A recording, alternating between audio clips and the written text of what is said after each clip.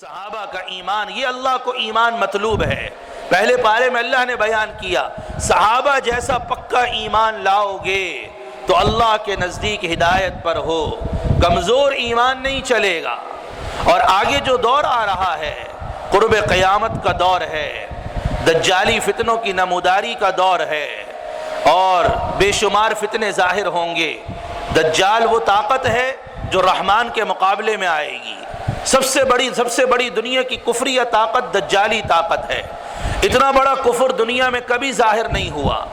ہر نبی نے اپنی امت کو دجال سے ڈرایا، اور آپ علیہ السلام نے بھی اپنی امت کو دجال سے ڈرایا، اور آپ نے فرمایا میری امت میں وہ دجال ظاہر ہوگا۔ تو دنیا کی سب سے بڑی کفریہ طاقت دجال کی طاقت ہے، جس طرح سب سے بڑی ایمانی طاقت میرے نبی علیہ السلام کی طاقت ہے۔ اور اللہ نے دنیا کو ضدوں کا مجموعہ بنایا ہے، ہر چیز اس کی ضد کے مقابلے میں واضح ہوتی ہے۔ تو چونکہ ہمارے نبی کا ایمان اور اس امت کا ایمان سب سے زیادہ طاقتور اور مضبوط تھا، اس وجہ سے دجال اسی امت کے اندر آئے گا تاکہ نبی کا ایمان اور دجال کا کفر دونوں کا ٹاکرا ہو سکے، دونوں کا مقابلہ ہو سکے۔ اتنی بڑی کفریہ طاقت ہے دجال کی کہ کوئی عام امتی اس کو ختم نہیں کر سکتا۔ حدیث پاک کی تصریحات کے مطابق قرب قیامت میں اللہ آسمان سے عیسیٰ علیہ السلام کو جامع مسجد دمشق کے مینار پر نازل فرمائیں گے، اور یہ ایک امت کا اجماعی اور متفقہ عقیدہ ہے۔ اگرچہ بعض لوگ اس عقیدے کا نزول مسیح کا انکار کرتے ہیں، لیکن ان کا انکار کرنا احادیث نبوی کے بہت بڑے ذخیرے کا انکار کرنا ہے۔ احادیث متواترہ اس بات پر موجود ہیں کہ حضور کے قرب قیامت میں اللہ آسمانوں سے عیسیٰ علیہ السلام کو نازل فرمائے گا، اور وہ زمین میں اتر کر دجال کا خاتمہ فرمائیں گے۔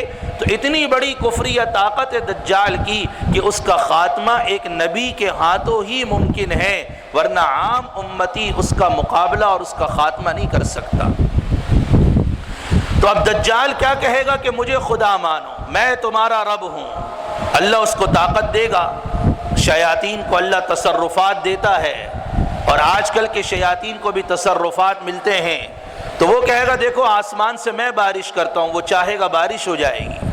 وہ زمین کو حکم کرے گا غلے اگاؤ، زمین غلے اگا دے گی۔ جو خدائی صفات ہیں، جو خدائی قدرت ہیں، اللہ اس کو کچھ نہ کچھ قدرت اس کے حوالے کرے گا۔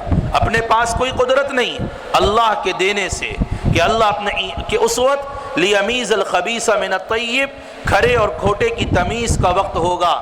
کمزور ایمان والا وہ دجال کی بات مان کر اس کے لشکر میں شامل ہو جائے گا، نعوذ باللہ من ذالک۔ اس موقع پہ پکا ایمان چاہیے۔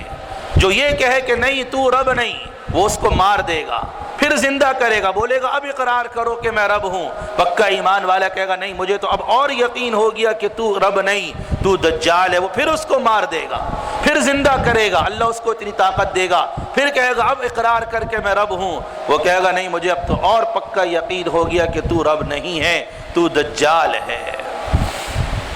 تو دجال دجل سے نکلا۔ دجل دھوکے کو بولتے ہیں، دجل فریب کو بولتے ہیں۔